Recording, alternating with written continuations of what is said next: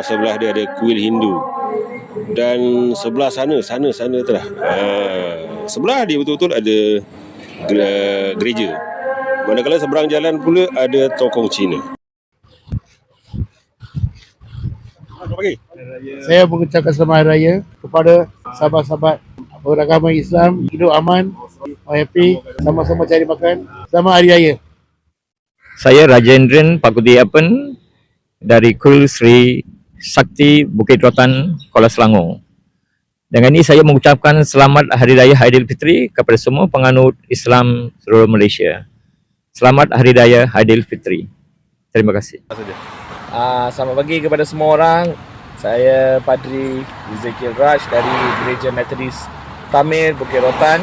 Yang semua orang tahu, saya ingin mengucapkan kepada semua rakan-rakan beragama Islam selamat Hari Raya, dan semoga semua orang enjoy your Hari Raya dengan bersama keluarga, kawan-kawan dan semua orang.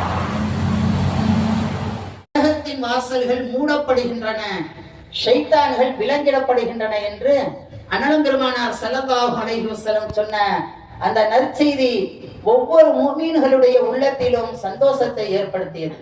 அன்பார்ந்தவர்களே, அல்லாஹ்வுடைய அருளும் வெகுமதியும் நிரம்பி காணப்படும் இம்மாதத்திலே அல்லாஹ்வின் புறத்திலிருந்து அவனது அடியார்களுக்கு இடைவிடாமல் அல்லாஹ்வுடைய ரஹ்மத்தும் மக்ஃபிரத்தும் நரகத்திலிருந்து விடுதலையும் ஒவ்வொரு அடியார்களுக்கும் கிடைக்கின்றன.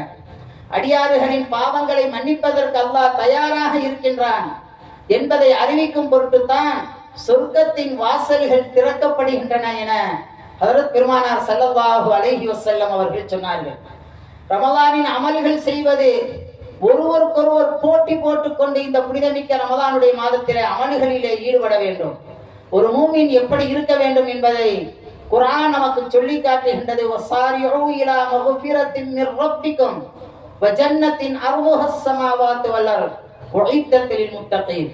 நீங்கள் அல்லாஹ்வுடைய மக்ஃபிரத்தின் பக்கம், பாவ மன்னிப்பின் பக்கம் விரைந்து செல்லுங்கள், மேலும் சொர்க்கத்தின் பக்கமும் விரைந்து செல்லுங்கள். அந்த சொர்க்கம் எப்படிப்பட்டது என்று சொன்னால் அர்துஹஸ் ஸமாவாத்து வல் அர்த், அதனுடைய அகலம் வானம் பூமியுடைய அளவு இருக்குமே, அப்படிப்பட்ட ஜன்னத்தின் பக்கமும் பாவ மன்னிப்பின் பக்கமும் நீங்கள் விரைந்து செல்லுங்கள்.